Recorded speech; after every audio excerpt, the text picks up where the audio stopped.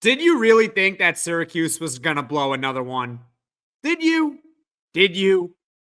Yeah, kind of. But you know what? It doesn't matter. They won the game.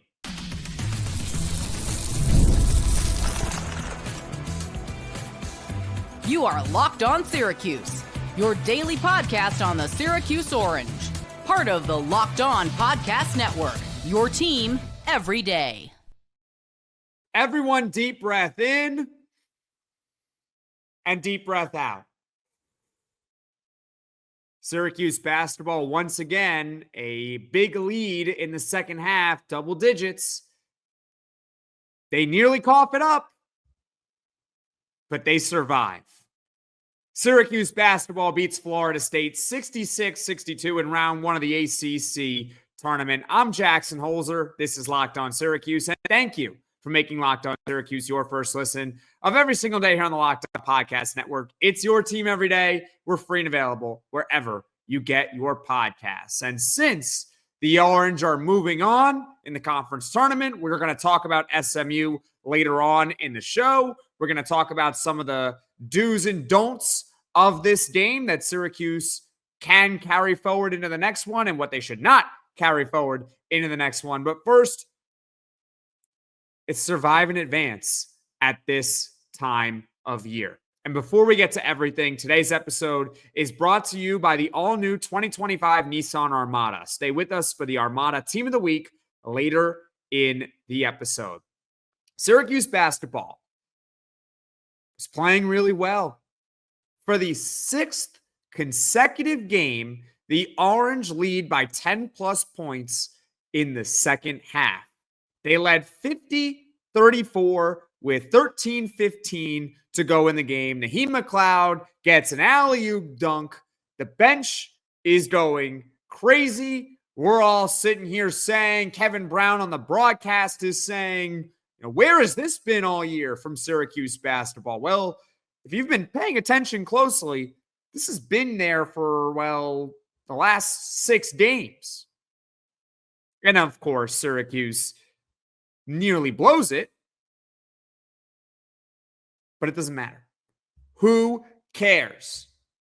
Who cares that J.J. Starling misses a transition dunk and Jaquan Carlos dribbles out of the backcourt with 3:21 to go with Syracuse only up by 5 points? Who cares that Lucas Taylor committed a really stupid foul on a three-pointer from Jameer Watkins, and then Watkins proceeds to hit all 3 free throws, which made it 62-59 with 48 seconds left, Syracuse barely ahead? Who cares that Jair Davis commits a turnover off an inbound because he's stuck in the corner and nobody decides to help him? And then Florida State goes end-to-end and they get within 1 point with 9 seconds left. It does not matter. All that matters is that Syracuse basketball scored more points than Florida State in this one. What matters is that even though Syracuse tried to cough it up, they made enough winning plays down the stretch, and that's why they are still playing basketball this season. And quick side note on that, this is why I wanted Syracuse to make the conference tournament. Because the conference is not good. So Syracuse could win a game, and who knows? Maybe they can beat SMU. Do I think they'll get beyond SMU?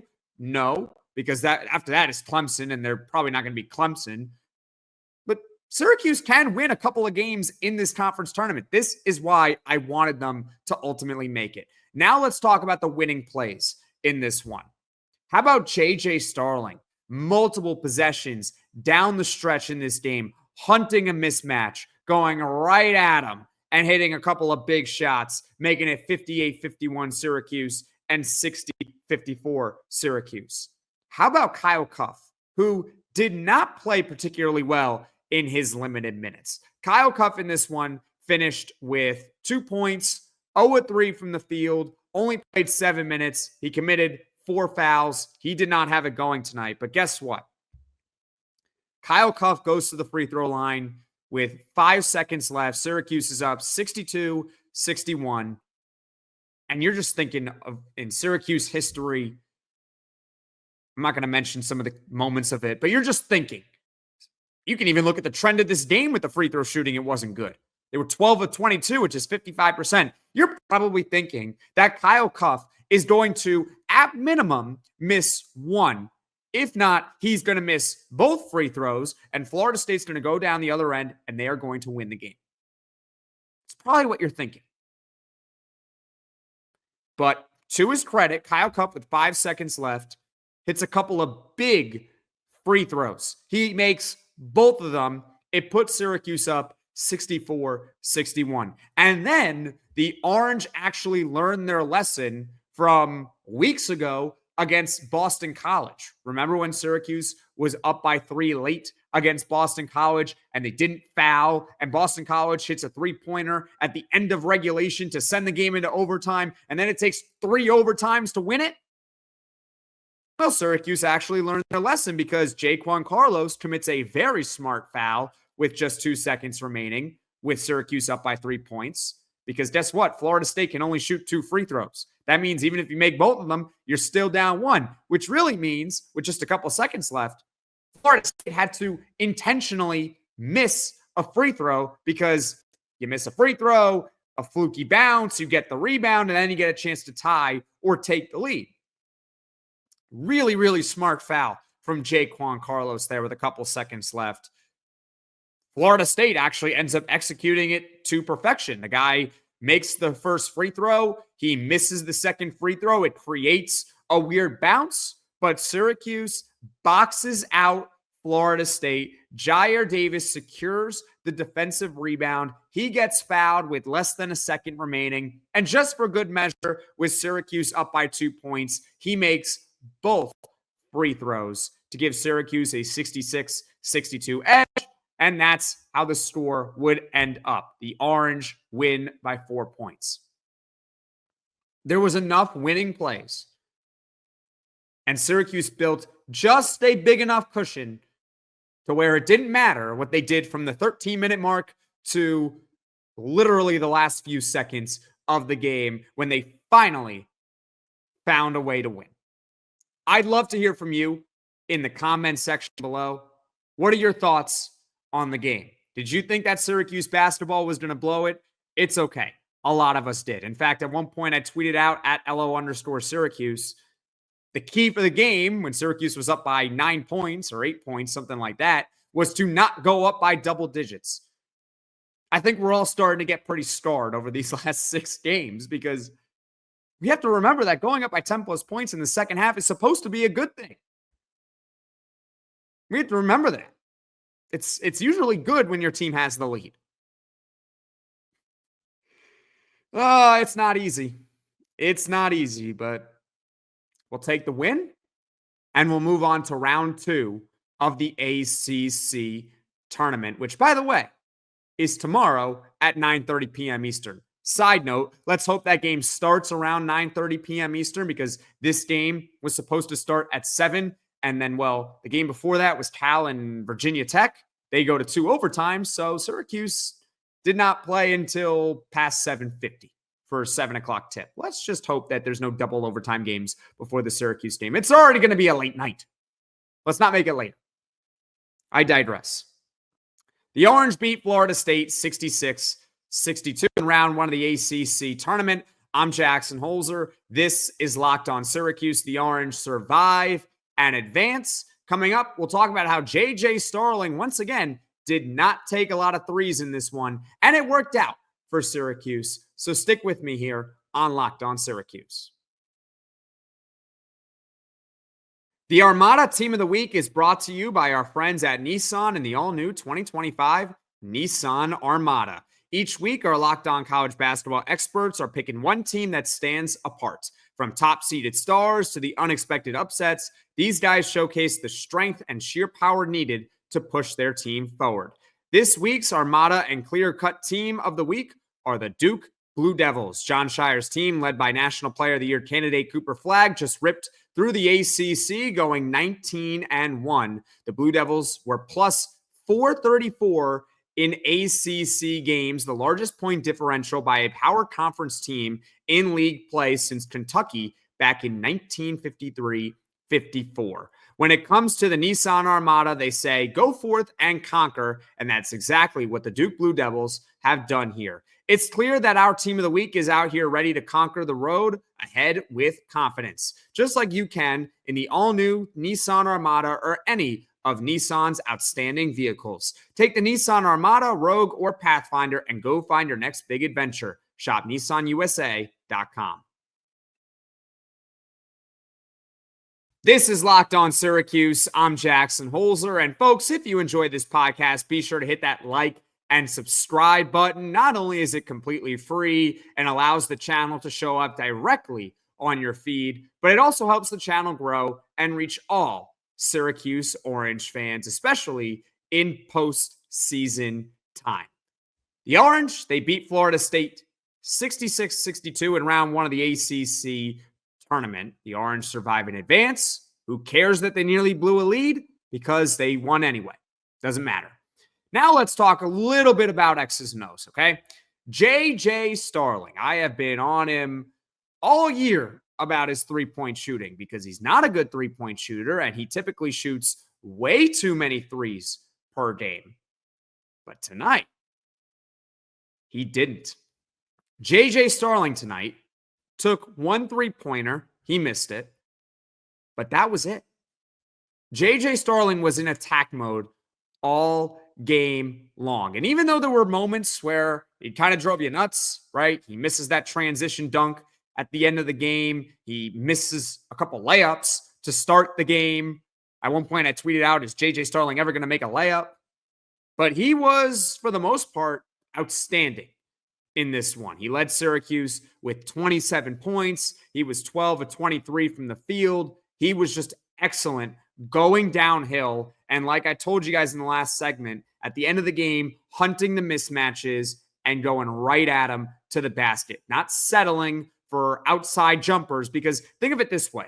That's what the opponent wants J.J. Starling to do. They want him to shoot the basketball beyond that three-point line or take deep two-pointers. That's what they want J.J. to do. They don't want him going to the basket with a full head of steam because it's very difficult to stop him when he puts his head down, and he had it going tonight. Once again, 27 points. Now, the only issue with really J.J. Starling's game tonight was that he shot 3 of 8 from the free throw line. He's still, it's not going to change overnight. He still has that hitch in his free throws. He's just going to have to make them going forward. But we'll take 27 points. He was the best player for Syracuse, especially at the end of the game. I do think that there's a few things, though, that they can do a lot better. Number one is play through Eddie Lampkin more in the post. Eddie Lampkin, and I'm just going to mention his scoring here at halftime, but Eddie Lampkin at halftime had 12 points, and he only finished the game with 14. You might want to play through Eddie Lampkin more in the post because when they got it to him in the post, it usually worked. There was a play in the first half, and granted, it's the first half. It's relatively early in the game. There's 13:01 to play where Lampkin is in the left post or right post. I think he was in the right post, okay? He's one-on-one. He waits for the double team to come. And when the double team comes, Eddie Lampkin has his head up the whole time. He finds the open man on the right wing, which was J.J. Starling.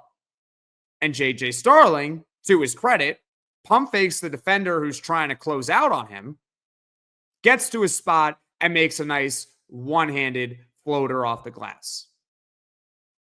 Go look up that play because it made it Syracuse 17, FSU 10. Even if Eddie Lampkin is not scoring in the post, if he draws that double team, which happens more often than not, he is an excellent passer. And sometimes you're going to have to live with the fact that he's going to turn the ball over occasionally. It will happen. He does turn the ball over, but that comes with also being an excellent passer from the post. So you can run the offense more through him. I think that Syracuse has to do that more going forward. They did it a lot early in the game, not as much late in the game. And I think Syracuse can do a better job of that. Also, shorter leash.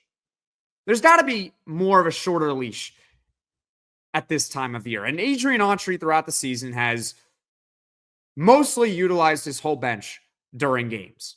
But now we're in the ACC tournament. We're in one-game seasons from here on out. The second that Syracuse basketball loses a game, their season is completely over. That is it. Stick a fork in them. They're done. So you might as well go out swinging with your best players on the floor. There was one point in this game, and it was in the first half, and it wasn't for too long. But you ready for this lineup that he had on the floor? Forget what the actual lineup was, all right? J.J. Starling was not on the floor. Jair Davis was not on the floor, and Eddie Lampkin was not on the floor. I think we can all agree, as I just adjust myself real quick, that Eddie Lampkin, Jair Davis, and J.J. Starling, in no particular order, are probably Syracuse's three best players. I think it's probably a wise idea that going forward, at least one of them is on the floor at all times. Unless there is foul trouble, which in this case there wasn't, one of those three has to be on the floor. Plain and simple. They have to be on the floor. Chris Bell played 15 minutes tonight, and it was 13 minutes too much. Look, if Chris Bell has it going, he's got it going, and you got to leave him out on the floor. But when he doesn't have it going, he doesn't really do particularly much. That's why you really only want to play him a few minutes, and if he has it going within those few minutes, sure, you leave him out there, but 15 minutes at this point.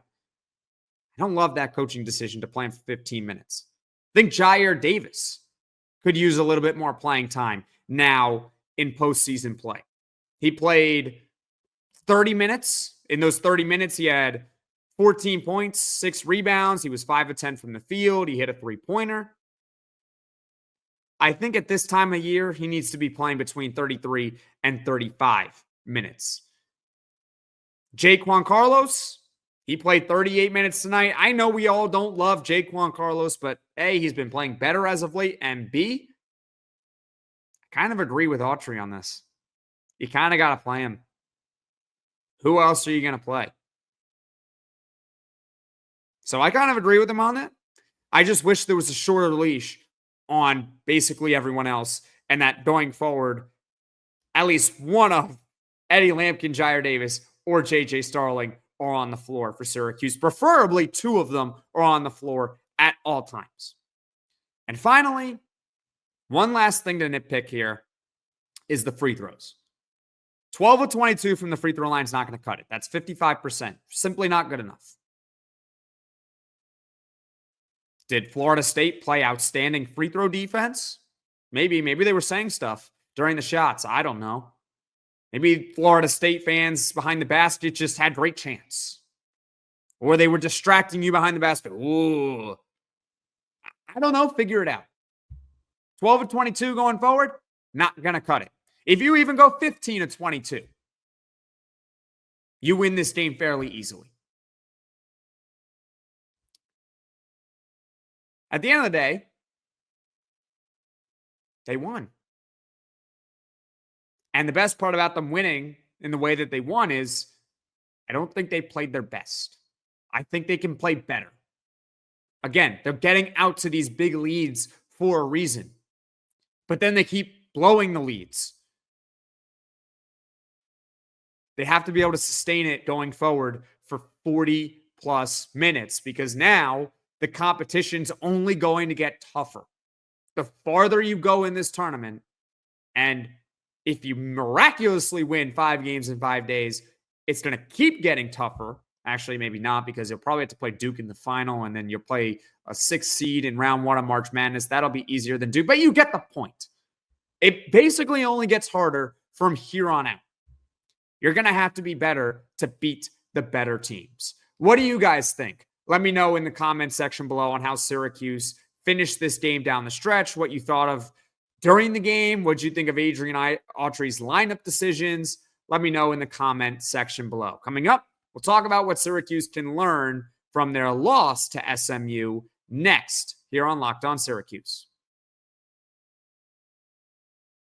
Attention, Locked On Syracuse fans. You ever wish you could directly support your favorite Syracuse athletes and be a part of their journey?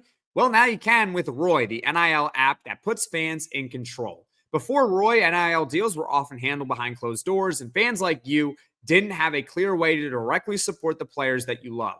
Now with Roy, you can make a real impact and feel closer to the athletes representing Syracuse. With Roy, you get to choose the player you want to support, decide how much you want to contribute, and get exclusive content straight from the athletes that you back. And the best part, if your player transfers, you get your money back. So it's risk-free way to show your support and make your voice heard. So let's say you want to give money through the Roy app to JJ Starling to stay at Syracuse.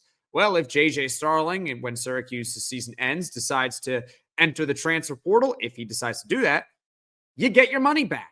So you can't lose with the Roy app. Support your favorite players directly and help shape the future of Syracuse sports. Download the Roy app now from the App Store and start backing Syracuse athletes the way they deserve with transparency, trust, and real impact. This is the future of college sports. Join it now by downloading Roy and supporting your favorite players. Good news, folks. We just played SMU. It wasn't too long ago. And the Orange had a double-digit lead on SMU in the second half. In SMU's building, by the way. I've been talking so much about SMU. That's because Syracuse's next opponent in the ACC tournament is none other than the SMU Mustangs tomorrow at 9:30 p.m. Eastern. Unfortunately, about that game not too long ago, Syracuse blew the lead, and they gave up a game-winning layup with just a few seconds left because they failed to secure a rebound. They nearly win it on a miraculous buzzer beater, but they lost the game by 2 points, and it was a heartbreaker for Syracuse. Now we get to play them again. And what can we learn from that game? Really, Syracuse shouldn't have lost it. They shouldn't have. It doesn't mean that all of a sudden now that means they're going to win the rematch. But they should not have lost that first game. Syracuse lost by 16 points to Florida State a couple of months ago with a fully healthy roster, and they just beat them with not a fully healthy roster this time around. So you never quite know game to game. But as far as what we can learn from that loss, number one, again, it's with JJ and the three-point shooting. One of the main reasons why Syracuse lost to SMU the first time was because JJ Starling took 10 three-pointers in that game, and he only went 1 for 10, which is 10%. Like tonight against Florida State, against SMU, he is going to have to be a lot more aggressive getting to the basket. Again, SMU is the opponent. They want JJ Starling to shoot three-pointers. That's what they want him to do. You want to do what your opponent doesn't want you to do. Go to the basket. Second, play the hot hand. Remember when Lucas Taylor had 13 points against SMU? He was 3 of 4 from the three-point line. He had it going in that game. The issue was he only played 16 minutes. And I'm not a big Lucas Taylor fan. But he had it going. And so that's one other lesson that you can learn from that game. If one of your players has it going from downtown, that includes Chris Bell or Lucas Taylor or whoever it is. Maybe it's Kyle Cuffe hitting three-pointers. Whoever it is, they got to be on the floor. Simple as that. If Lucas Taylor plays more than 16 minutes in that game, if he plays 25, 30 minutes because he has it going, Syracuse might win. They might have beaten SMU, but we won't know. And there was that one stretch where Syracuse led by 10 points in the first half. JJ Starling gets knocked out of the game for a few minutes. Lucas Taylor, again, who has it going early in the game, gets taken out while JJ is also out. That cannot happen going forward. And defense. Syracuse also lost to SMU because they couldn't get stops down the stretch. And at the end of the game, they didn't have one of their two centers on the floor. Remember, SMU, they have the ball late. It's a tie game. And they win it off an offensive rebound with just a few seconds left. And one of the reasons why they got that offensive rebound was because neither Eddie Lampkin nor Naheem McLeod are on the floor. So if you're ever in a late game situation again like that, you probably want to have one of your two big fellas on the court. You need that for size and for rebound. Sorry if you're a San Antonio Spurs fan. You lost the 2013 finals because you didn't have Tim Duncan on the floor at the end of a game to get a rebound. Don't overthink it. So that's what you can learn from the SMU game just about a week ago. JJ Starling hopefully doesn't take 10 3-pointers. If someone gets the hot hand, Adrian Autry hopefully sticks with them on the court.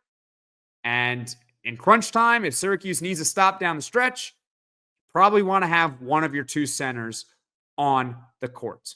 What do you guys think? How do you think Syracuse matches up with SMU the second time around?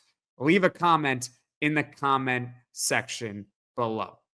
As far as what is coming up on the podcast in the future, well, I think you all pretty much know what the next podcast is going to be. Syracuse basketball is still playing for now. And so there will continue to be full post-game reaction podcasts. They are playing tomorrow, round 2 of the ACC Tournament against SMU at 9:30 p.m. Eastern. Once again, full post-game reaction podcast after. I don't care if the game starts at 10:30 and then the podcast doesn't get posted till 2 a.m.